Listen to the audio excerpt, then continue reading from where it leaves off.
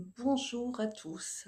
Si certains sont déjà en ligne, il est à quelque chose près, 18 heures, donc j'ouvre la porte de ce live en laissant bien évidemment les personnes arriver. Voilà, je vois déjà que certaines personnes sont en direct. On va juste faire un petit essai en attendant que d'autres personnes arrivent. Si vous pouviez me donner un petit feu vert à savoir si vous m'entendez bien, ce serait bien. Alors, coucou. Est-ce que vous pouvez me dire que tout est OK au niveau du son, au niveau de la vidéo? On va juste un petit peu débriefer de ce côté-là avant de commencer. Ah voilà, merci. Merci la plume d'écho. Je laisse arriver les différentes personnes. Donc on est pile poil 18 heures. Aujourd'hui, nous allons parler de l'enfant intérieur. Et ben, je suis ravie, il y a plein de monde, il y a plein de monde qui arrive. Je vous fais des coucous, moi aussi.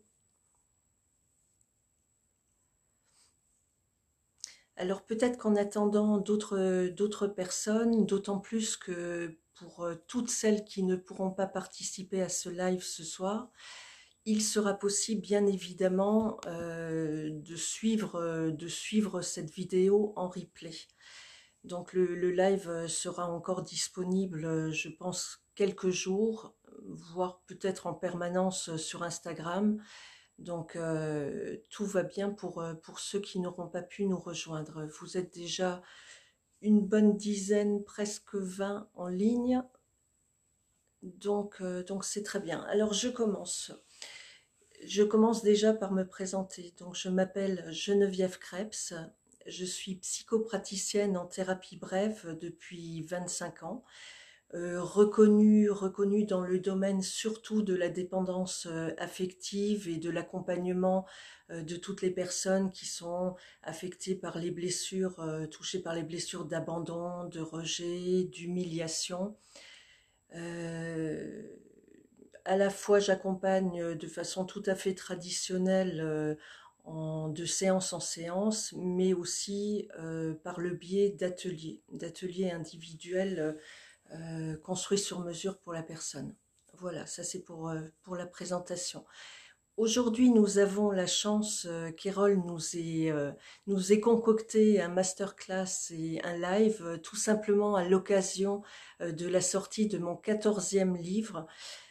Vous l'avez peut-être vu sur les réseaux, vous l'avez peut-être vu, bon là il apparaît à l'envers, donc il s'intitule L'enfant intérieur blessé et 10 étapes pour devenir son parent réparateur. C'est en quelque sorte un livre qui est la clé de voûte de cette série-là, que vous avez peut-être vu aussi. Cette série de livres que j'ai écrits euh, par rapport à la dépendance affective, pour aider les personnes qui n'auraient peut-être pas l'occasion de venir en cabinet ou qui auraient besoin de comprendre, de s'auto-évaluer par rapport à la dépendance affective et peut-être d'aborder des sujets qui sont douloureux et de le faire tout d'abord par le biais d'une lecture.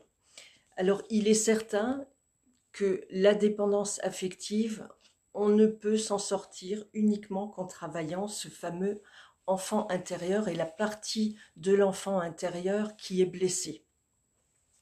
Alors, je m'arrête 2 secondes et je regarde si tout se passe bien de votre côté.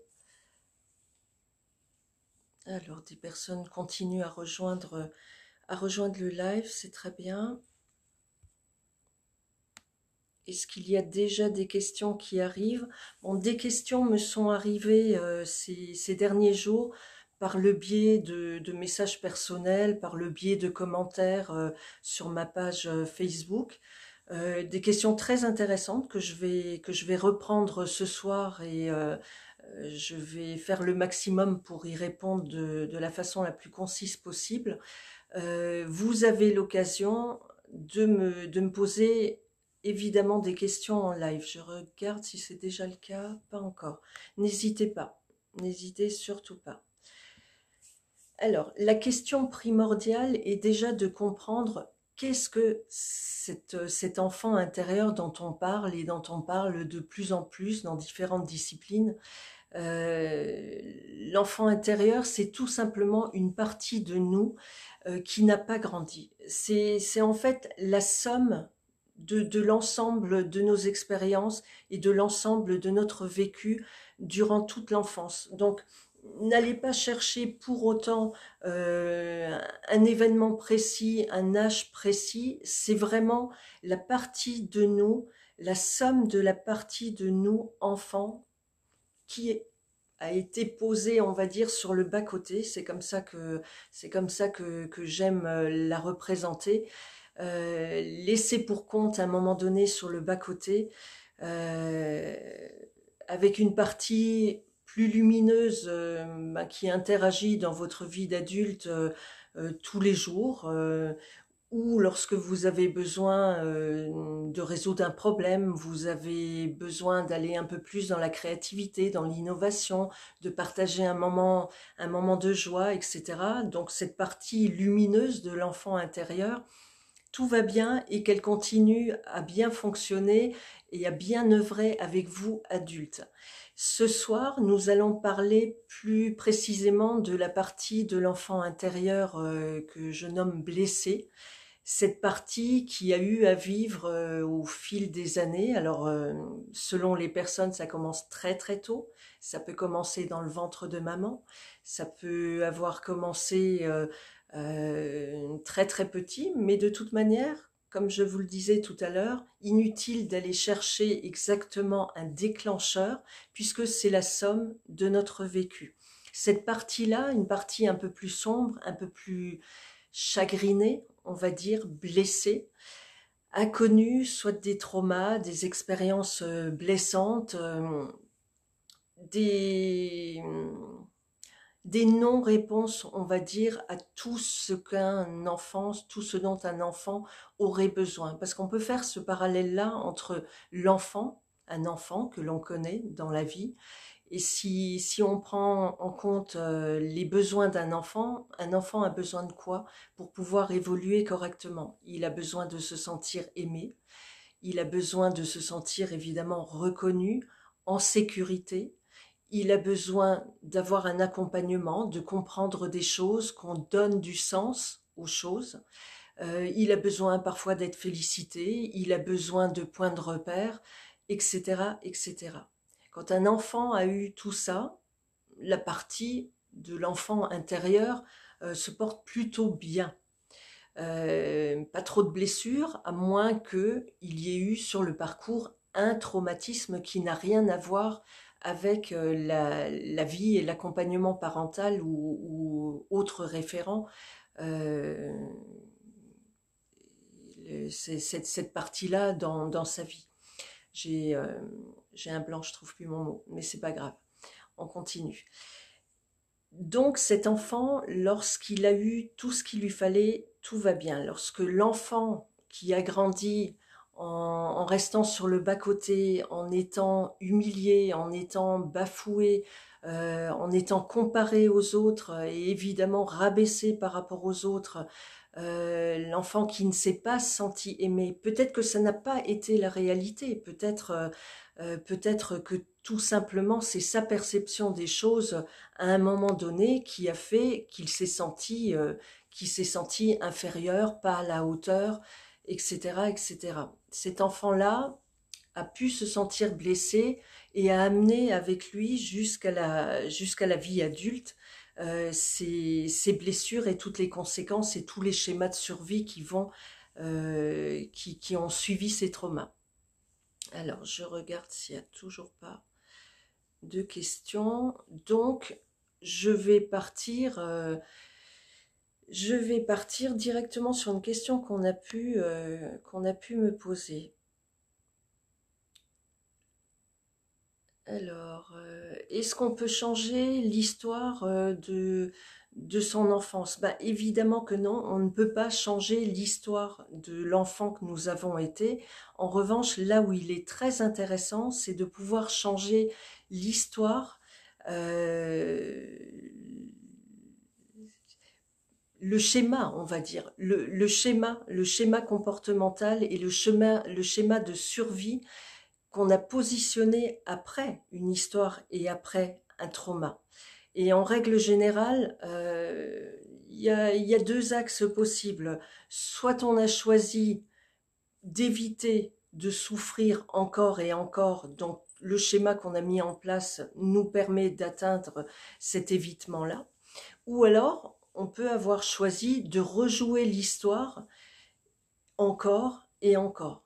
Et c'est pour ça que dans la vie d'adulte, vous avez parfois cette sensation d'avoir à vivre encore une histoire et malgré tout, de par vos choix, conscients ou inconscients, il y a une récurrence d'histoires similaires qui se présentent. Donc non, on ne peut pas changer l'histoire, mais on peut modifier et transformer les décisions internes et les schémas comportementaux que l'on a pu installer après nos traumas et après nos blessures. Alors, autre question. Comment se manifeste notre enfant intérieur? Eh bien, c'est une excellente question parce que justement, elle va pouvoir nous amener dans le cœur du sujet d'aujourd'hui, qui est justement comment cette partie de l'enfant intérieur blessé peut agir sur l'adulte que nous sommes et donc la vie que nous vivons aujourd'hui. L'enfant intérieur blessé se manifeste par les émotions, en règle générale, et surtout deux émotions phares. En général, les deux émotions phares sont la tristesse, c'est-à-dire soit une forme de mélancolie, de chagrin, d'état un petit peu dépressif, une nostalgie d'un ailleurs, je ne sais pas pourquoi je ne suis pas bien là, ce que je ressens, euh, il n'y a aucune raison apparente dans la vie d'adulte, mais je me sens comme ça quand même. La deuxième émotion phare qui est utilisée par notre partie de l'enfant intérieur est la tristesse. Non, la tristesse, je viens de le dire, et la colère, pardon. La colère, euh, qu'elle soit rentrée, qu'elle soit contenue, ou une colère agitée, où vous avez l'impression dans votre vie d'adulte d'être impulsif, de partir dans tous les sens, absolument pas vous maîtrisez plus rien. En fait, vous réagissez de façon infantile et vous ne maîtrisez plus rien au niveau de la colère que vous ressentez. Voilà, et s'ensuivent à la fois par rapport à la tristesse comme par rapport à la colère, des comportements infantiles. Ça peut être quoi? Ça peut être je boude, ça peut être je fais des crises, ça peut être je me victimise, je quémande, je pleure, etc., etc. Des comportements qui sont normalement rattachés à des comportements d'enfants, mais qui ne devraient pas être vécus et visibles dans une vie d'adulte qui arrive à se gérer et à se maîtriser. Alors, qu'est-ce qu'on me demande là? Si nous ne faisons rien pour nous intéresser à cette partie de nous, qu'est-ce qu'il se passe? Bah oui, si nous ne faisons rien pour nous intéresser à cette partie de nous, c'est-à-dire si la tristesse, si la colère, si les comportements infantiles ne sont pas pris en compte, compris, décortiqués, on va dire, pour mettre à jour derrière le besoin que cette partie-là a en nous, l'enfant intérieur blessé va monter d'un étage. C'est-à-dire, puisque on n'a pas cherché à le comprendre, on n'a pas cherché à le prendre en compte, on n'a pas cherché à l'aider pour répondre à ses besoins, il va venir à un étage supérieur qui est l'étage de l'adulte que vous êtes aujourd'hui, pour tout simplement le pousser de côté, prendre la barre et influencer, avoir une influence sur vos pensées, sur vos décisions, sur les comportements que vous avez dans la vie d'adulte. Alors ça veut dire quoi concrètement? Puisque l'enfant intérieur est blessé et qu'il a peur que ça recommence, vos décisions d'adulte, vos choix, vont être influencés par ces peurs. Voilà. Donc il est fort possible que malgré l'intuition qui vous dicterait d'aller dans ce sens-là, bah, que vous alliez dans le sens inverse, tout simplement parce que les filtres sont là de l'enfant intérieur blessé.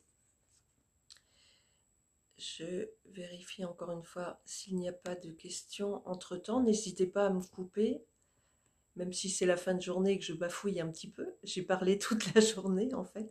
Beaucoup écouté, mais beaucoup parlé aussi. Alors, qu'est-ce qu'on me dit? Quels sont les schémas comportementaux? Les schémas comportementaux qui peuvent justement influencer votre vie. C'est un petit peu les schémas que l'on retrouve aussi lorsqu'on évalue une personne par rapport à la dépendance affective. Euh, Au bout de 25 ans, moi j'en ai vraiment identifié trois principaux. Le premier schéma, et d'ailleurs tout en les disant, vous pouvez vous auto-évaluer à savoir est-ce que mon enfant intérieur blessé m'a amené jusqu'à la porte du trouble de la dépendance affective, où est-ce que j'en suis par rapport à ça. Alors je vous donne ces trois schémas et évaluez-vous. Peut-être que vous allez vous reconnaître dans le premier, dans le deuxième, dans le troisième, peut-être dans deux, peut-être dans les trois. Il n'y a rien de normal ou d'anormal, il y a juste votre fonctionnement à vous. Le premier, c'est le schéma de fuite. C'est la partie à l'intérieur de vous qui a été blessée, qui a envie de tout faire pour surtout éviter le regard des autres, éviter d'être blessé à nouveau, éviter d'être rabaissé, euh, éviter qu'il y ait un échec à cause de soi, parce que la culpabilité joue un grand rôle aussi derrière. Donc le schéma de fuite, c'est quoi? Soit on n'assume pas et on quitte les lieux au sens premier de la fuite, ou alors la personne peut être dans l'ambivalence, je fais pas, mais si jamais je fais, il se passera quoi? Beaucoup d'interrogations et de doutes en interne. Ça peut être un pas en avant, trois pas en arrière, je m'engage et je me désengage. Ça peut être la procrastination. Ça peut être aussi, voyons voir, je perfectionne et je perfectionne. Ça me permet toujours de gagner du temps et d'éviter d'être mis sous la loupe et d'être apprécié ou pas par les autres. Enfin, tout ce qui va ressembler à de la fuite. Voilà.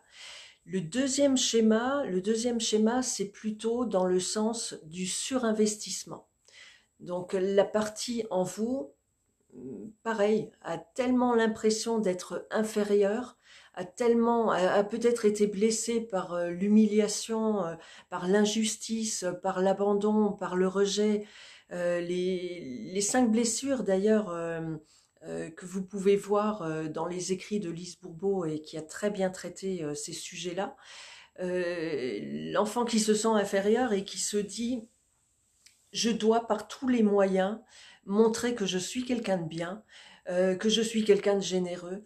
Et donc, au travers de l'adulte que vous êtes, ça va se jouer dans je fais, je fais, je fais, je donne, je m'investis à fond, quand bien même l'autre ou les autres n'ont rien demandé, je viens sauver la situation. Ici, on est vraiment dans le triangle de Cartman, c'est-à-dire quelque part, je viens sauver une situation, je viens sauver une personne, je viens sauver une personne qui serait dans une situation maladroite. Donc je donne, je donne, je fais à m'en oublier. Dans la vie sentimentale, cela peut être, j'arrive dans ma barque, je rencontre une personne qui est dans sa barque, le dépendant affectif, et donc toute cette partie aussi de son enfant intérieur blessé qui s'imagine être inférieur, va sauter immédiatement dans la barque de l'autre, va se fondre pour que tout soit bien comme l'autre veut que ce soit, et au fil du temps va s'oublier, va se sacrifier, va même oublier la fameuse notion de qui je suis, qu'est-ce qui est important pour moi, qu'est-ce que je veux dans la vie. Et ensuite, évidemment, tout ce sacrifice et cet engagement, ce surinvestissement n'a évidemment pas été gratuit à la base. Donc la personne a tendance à attendre quelque chose en retour, et lorsque ça ne vient pas, les propos peuvent devenir grinçants, très infantiles, du style après tout ce que j'ai fait pour toi, ou alors se mettre à pleurer, se mettre à quémander, à se victimiser, etc. Ça, c'est le deuxième schéma. Le troisième schéma, on est toujours basé sur les mêmes peurs, hein, sur les mêmes peurs originelles, et puis toute l'enfance déroulée avec ses blessures. Ça va être, j'ai tellement peur de perdre tout ce qui fait ma sécurité, tout le socle que j'ai pu construire dans ma vie d'adulte, qui vient me rassurer, qui vient me donner la sensation, je dis bien donner la sensation d'être apprécié et aimé, donner la sensation tout simplement parce que c'est comme un puits sans fond, c'est qu'on n'en est jamais vraiment sûr. Euh, donc ça va être, j'ai besoin, pour éviter de perdre ça, de contrôler. J'ai besoin de maîtriser les situations ou l'autre. J'ai besoin d'influencer. Et quand on en est là, on est vraiment très très proche de la manipulation. Mais attention, une manipulation qui ne vise pas à détruire l'autre, mais juste une manipulation qui viserait à, sauf qui peut, pourvu que j'ai pas peur, pourvu que je sois pas à nouveau blessé, pourvu que l'autre continue à m'aimer, pourvu que. Voilà. Donc là, euh, qui se reconnaît dans quoi? Vous êtes plutôt dans le premier, vous êtes dans le deuxième, vous êtes dans le troisième schéma. Comment est-ce que vous sentez votre enfant intérieur se manifester dans votre vie d'adulte? Comment est-ce qu'il influence vos choix? Comment est-ce qu'il influence vos comportements? Je vous laisse un petit peu avec vous-même à faire un petit peu une auto-évaluation. Et en même temps, je regarde les questions.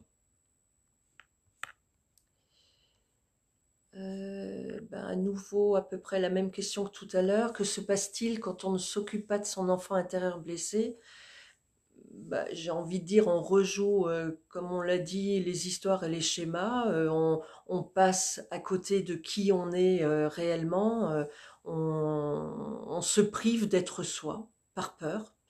Et puis l'enfant intérieur continue à faire de l'ingérence par rapport à l'adulte. Votre état de dépendance affective s'accentue, s'aggrave, et vos relations évidemment en pâtissent.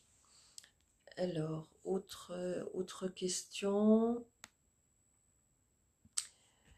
Est-ce que votre livre, alors j'imagine qu'on parle de celui-ci, est-ce que votre livre est construit comme les autres avec des exercices? Oui, oui, oui, oui. En général, quasiment tous ces livres-là, je les construis, on va dire, en deux parties. La première partie vous donne déjà des indications pour comprendre, hein, de quoi on parle. Ensuite, vous auto-évaluez, donc vous situez par rapport au sujet. Et la deuxième partie, en général, est faite soit d'étapes, mais en tout cas d'exercices pour pouvoir vous prendre en main et commencer déjà à amorcer le travail. Alors, et bien évidemment, selon le niveau euh,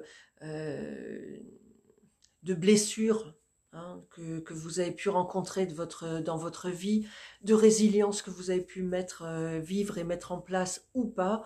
En tout cas, selon le niveau de souffrance, il conviendra bien évidemment de se faire aider et de consulter, puisque un livre peut tout à fait amorcer des changements, peut faire prendre conscience, peut déjà aider à travailler et à transformer certaines choses, peut aider aussi et donner des pistes pour expérimenter, mais si vraiment le fond du fond est une grande souffrance pour vous, et si peut-être certains exercices vous rebutent, ou provoquent en vous une réaction, on va dire, un peu plus vive, arrêtez-vous là, et le livre viendra peut-être un peu plus tard, juste pour faire le point, hein, mais travailler plutôt en accompagnement. Alors, je regarde encore.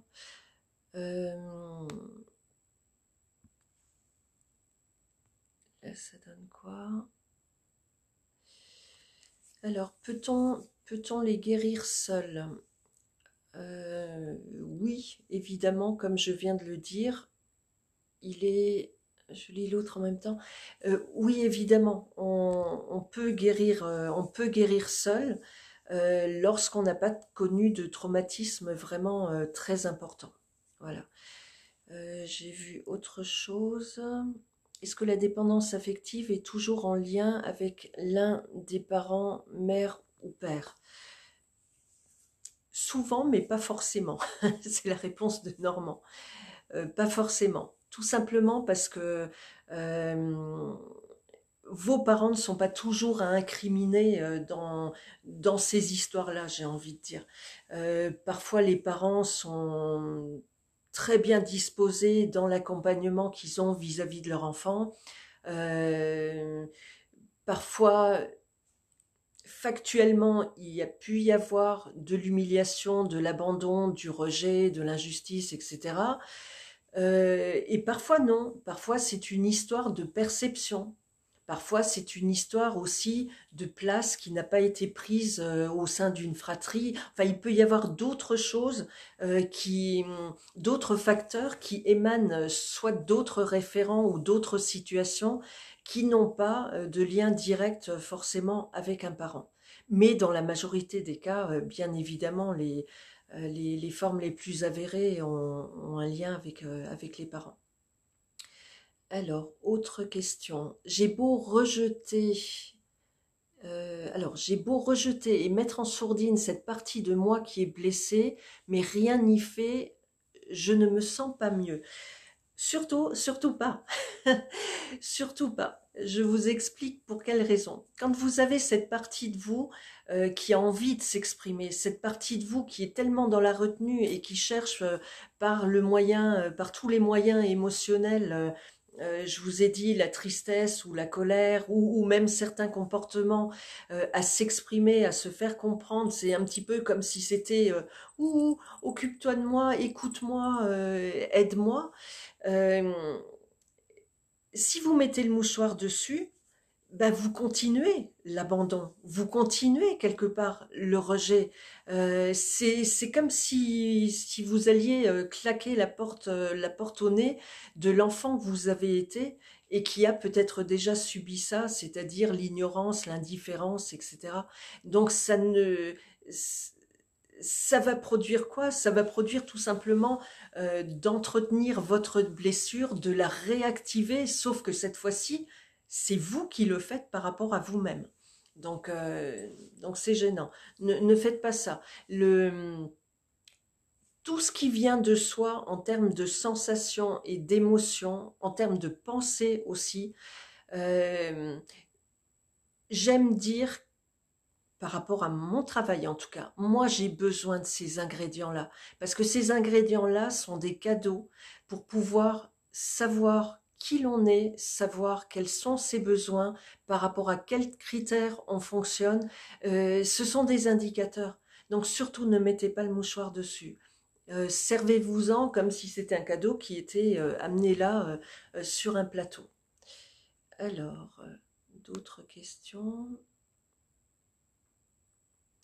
Je reconnais cette partie enfant en moi, même dans mon couple. Je suis une femme enfant, je quémande, je pleurniche, je me victimise et ma relation empathie. Ben oui. Alors, j'explique quelque chose par rapport notamment au dépendant affectif. Le dépendant affectif, lorsqu'il entre dans une relation, bah, c'est un adulte qui rencontre un autre adulte et toute la période, on va dire, de séduction, et d'approche, etc. C'est plutôt l'adulte qui s'exprime et tout va bien jusque-là. Une fois que la relation est plus ou moins installée, donc qui dit installée dit une forme de sécurité qui est présente. La personne qui est dépendante affective, imaginons une femme, puisque la question là vient d'une femme, euh, cette femme deviendrait une femme enfant. dans ses comportements, encore une fois, dans sa façon de parler, qui peut être tout choupinou à un moment donné, mais qui du coup montre une femme enfant au partenaire qui est resté, lui, et qui désirerait rester, prenons si c'est un homme adulte, et qui aimerait bien pouvoir continuer sa relation d'adulte à adulte. À force, comme le dit Marie, à force d'être une femme enfant, de quémander, de pleurnicher, de se victimiser, comme elle dit, mais quelque part, c'est comme si j'obligeais l'autre, mon partenaire, à être mon parent. C'est comme si aussi il y avait un deal inconscient de occupe-toi de mes blessures et de mes souffrances d'enfant et de mes manques, et je vais m'occuper de toi aussi. Mais c'est toujours aller chercher à l'extérieur ce que je devrais régler moi à l'intérieur et qui ne devrait pas pâtir dans mes relations, ni même transpirer dans mes relations. Et attention, quand on est sur ce jeu-là, on danse encore une fois dans ce fameux triangle de Cartman avec la position victime, sauveur, persécuteur, et un coup je sauve et l'autre est victime, et un coup je me victimise et l'autre soit me sauve, soit ça devient un peu plus grinçant. Et au final, ce que je peux aussi remarquer dans la vie de couple des personnes que j'accompagne, lorsqu'il y a cette configuration-là, euh, parfois il peut même y avoir une baisse de libido. Il peut y avoir une confusion entre l'amour et l'amitié. Certaines personnes me disent ah mais j'ai l'impression je sais pas si je suis vraiment à ma place, j'ai l'impression de vivre avec un ou une très bonne amie, c'est un petit peu comme un frère, une sœur. Euh, L'autre n'est pas votre parent. L'autre n'est pas le sauveur de vos blessures à l'intérieur, ni même le parent qui va venir réparer la partie de votre enfant intérieur blessé. En fait, ça me permet aussi de vous expliquer quelque chose. Prenons ici la partie de votre enfant qui est blessé. Vous avez vu, la première possibilité de pouvoir s'exprimer va être au travers de l'émotion et au travers des comportements infantiles. Si personne ne prend en charge, et celui qui devrait prendre en charge, enfin celle qui devrait prendre en charge, c'est une autre partie de nous-mêmes, c'est-à-dire la partie du parent intérieur qui devrait se faire écoutant, aimant, réparateur, enseignant, accompagnant, guide, enfin quelqu'un qui le prend en main. Si cette partie-là du parent intérieur reste en sourdine, et si la réponse à mes besoins est constamment d'aller chercher dehors, je vous ai expliqué, l'enfant intérieur va faire de l'ingérence par rapport à l'adulte que vous êtes. Le dépendant affectif a tellement pas conscience, on va dire, pas conscience de sa valeur, de qui il est, de ses possibilités, de ses réussites, etc., qu'il va toujours chercher à l'extérieur. Il ne s'écoute pas alors que tous les points de repère, toutes les demandes, tous les besoins, toutes les attentes sont à l'intérieur et les réponses aussi. Voilà, donc tout le travail consiste maintenant à bloquer l'ingérence de cette partie de l'enfant intérieur sur l'adulte en créant, en faisant vivre, parce qu'elle est déjà là, la partie du parent réparateur. D'où la deuxième partie du titre de mon livre, c'est 10 étapes pour devenir son parent réparateur.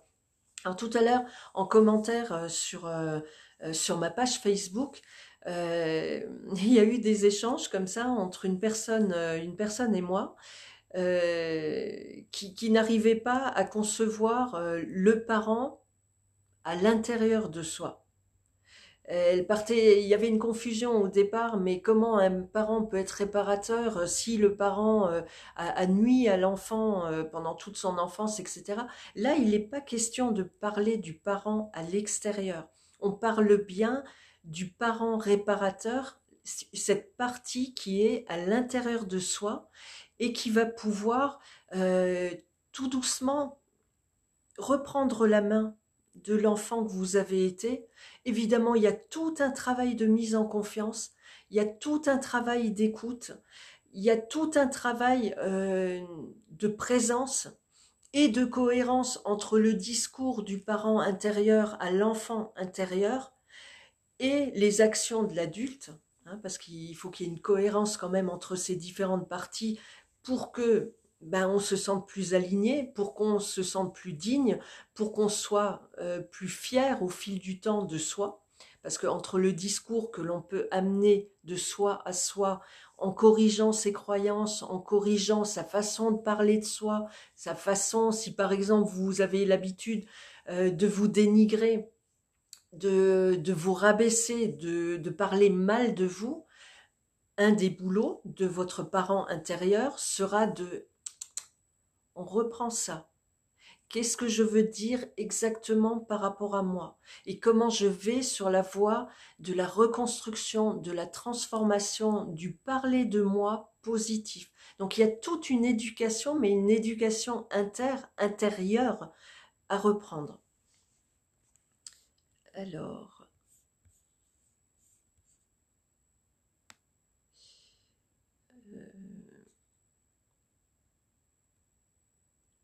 celle-ci, j'y ai déjà répondu.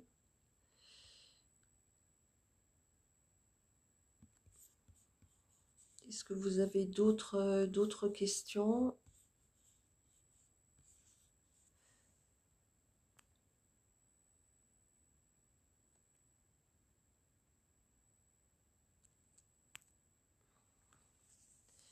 Est-ce que vous avez d'autres questions?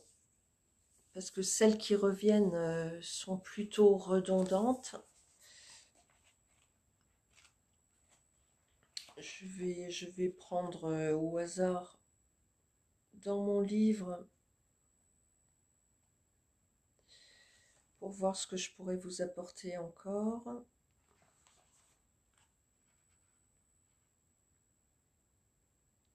Alors, quelles sont vos questions? Allez-y.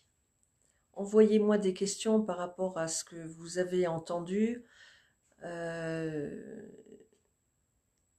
Qu'est-ce que vous avez besoin que j'approfondisse encore? Ou où est-ce que vous vous êtes reconnu et du coup, qu'est-ce que vous avez envie de me poser comme question directe par rapport à votre situation?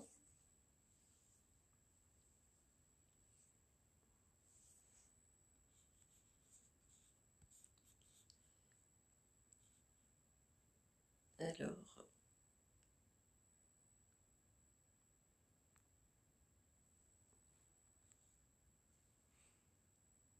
hop, ça c'est encore une fois la même question.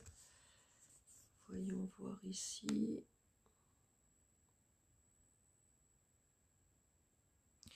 Alors j'aimerais revenir, puisque la question m'a été posée 2 fois, j'aimerais revenir sur quelque chose d'important que j'ai pu dire au début de mes propos.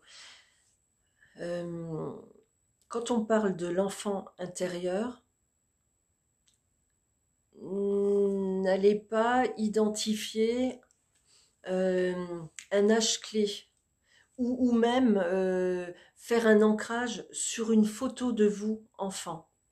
Ni même chercher un déclencheur ou un événement clé qui va pouvoir expliquer tout ce que vous vivez aujourd'hui en tant qu'adulte. Je le redis, l'archétype et le concept de l'enfant intérieur, c'est vraiment la somme de l'ensemble des expériences que vous avez vécues pendant l'enfance. Voilà, c'est quelque chose qui, à un moment donné, c'est peut-être plus ou moins arrêté, ok, dans sa croissance, mais c'est la somme de quelque chose. Et dans la somme, peut-être qu'effectivement, il y a eu 1 ou 2 traumas et peut-être qu'il y a eu réactivation de plusieurs traumas, mais c'est plus la somme de votre enfance que un point précis et juste un autre point précis bien isolé. Donc, sortez de là. Ce que je voulais dire aussi, l'enfant intérieur à la fois rencontrer son enfant intérieur et le soulager.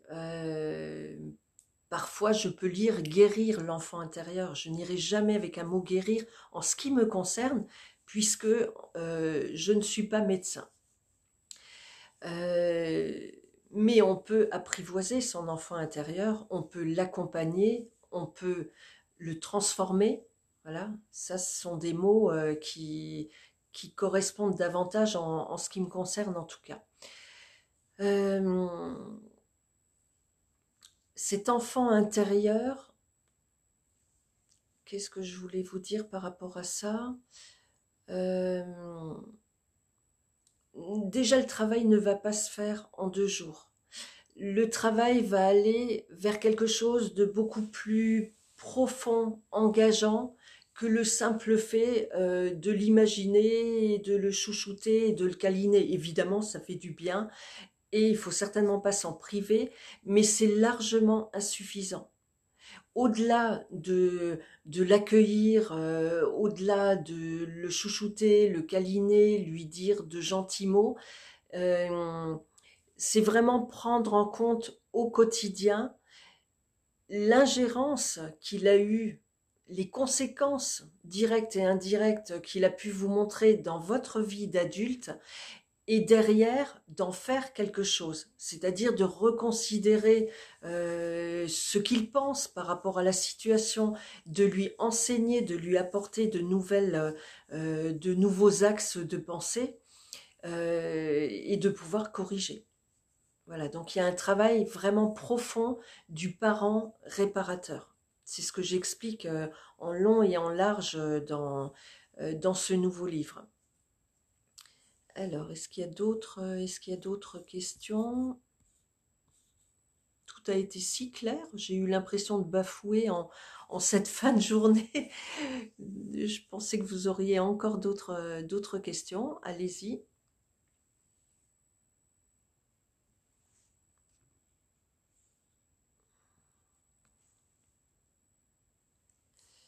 Pour l'instant, je ne vois rien. Bon, de toute manière, je vous invite à la fois peut-être à revoir en replay, à la fois à me poser des questions, cette fois-ci peut-être en venant directement sur ma page Facebook, donc Geneviève Krebs, et puis de m'envoyer directement des messages en MP ou sur mon site internet Geneviève Krebs, donc Geneviève Genevieve Krebs, tout attaché, krebs.com, donc genevièvekrebs.com. Allez lire aussi sur mon blog, il y a pas mal d'articles maintenant par rapport à la dépendance affective, par rapport à l'enfant intérieur aussi. Ce qui est de plus complet, évidemment, sont les plus de 240 pages qui sont là-dedans avec les exercices, parce que ça, vous ne le trouverez pas sur mon site internet. Mais si vous avez besoin de rentrer en contact avec moi, avec du recul, de venir avec des questions nouvelles ou tout simplement des interrogations par rapport à l'évaluation que vous faites de votre fonctionnement, j'y répondrai bien volontiers. Voilà, si bon, ça fait 3/4 d'heure qu'on est ensemble. Euh, Si ça va pour vous, on en reste là. On pourra peut-être faire encore d'autres lives sur d'autres sujets d'ici quelques semaines. J'en parlerai à Erol. Et je vérifie toujours s'il n'y a pas de nouvelles questions. Non. Alors, d'accord. Là, c'est la même question. Non, apparemment, on tourne toujours autour des points qu'on a déjà pu voir. Et je vois des bonsoirs et des bonjours que je n'avais pas vus avant. Donc, alors, est-ce que vous ne parlerez que de la dépendance affective? Non, je n'ai pas parlé que de la dépendance affective, mais l'enfant intérieur est encore une fois un gros pilier pour travailler sur la dépendance affective. Et Voilà.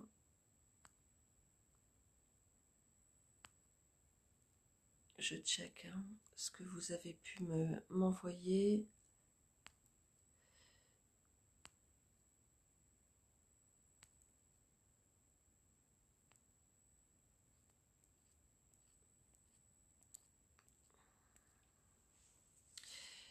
Ce qui est important peut-être aussi à dire par rapport à ce que j'ai vu en commentaire, euh, travailler vraiment dans le fond du fond de la transformation de sa partie d'enfant intérieur blessé, euh, il faut être mûr pour ça.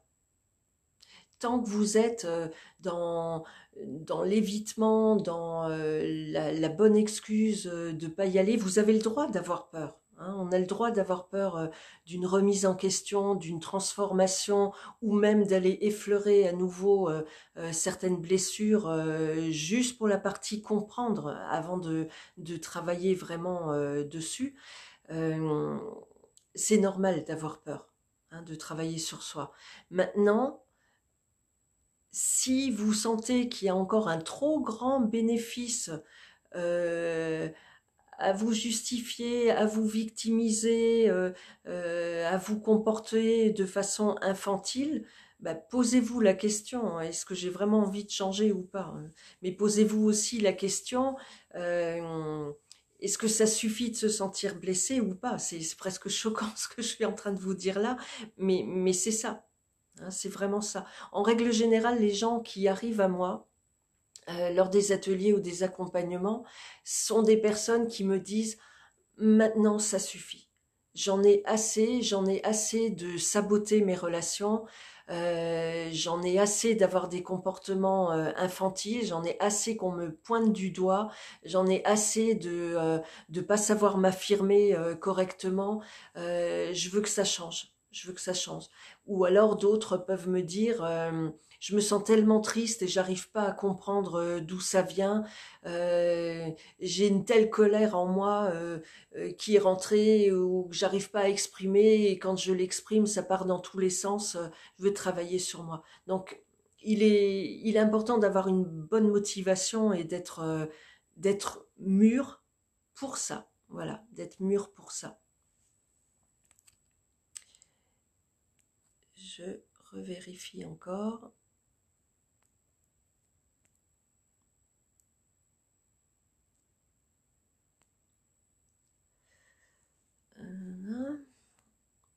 Bon, je ne vois plus rien.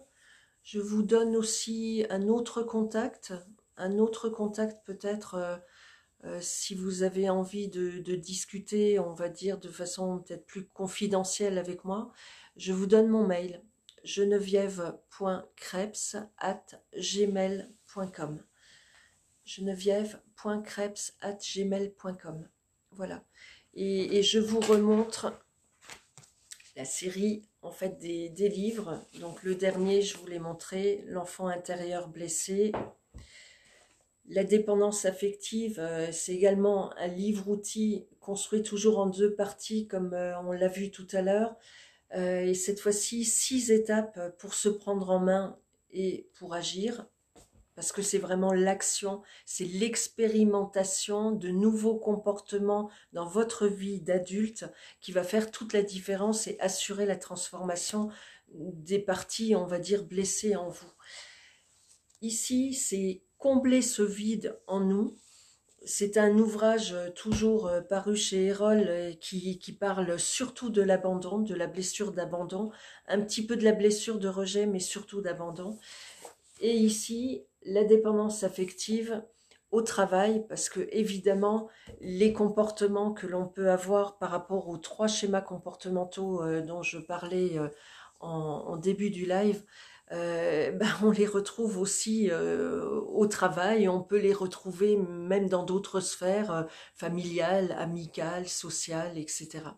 C'est on emporte ça avec soi, hein, notre enfant intérieur et nos parties à l'intérieur de nous, avec tous nos schémas de survie, avec toutes nos peurs, etc. On emporte ça en règle générale parfois dans une partie de vie un peu plus qu'une autre, mais pas forcément que dans la vie sentimentale. Voilà ce que je voulais dire.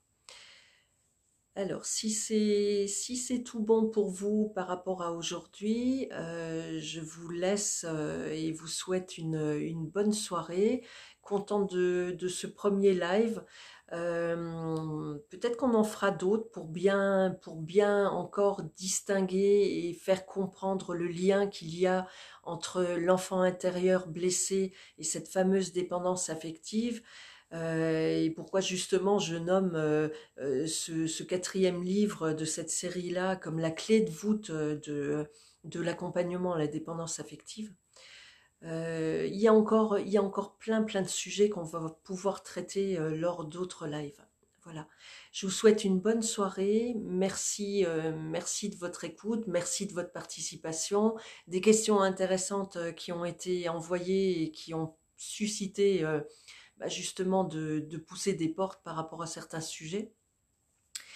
Et je vous invite à une prochaine fois. Voilà, bonne soirée et à bientôt. Au revoir.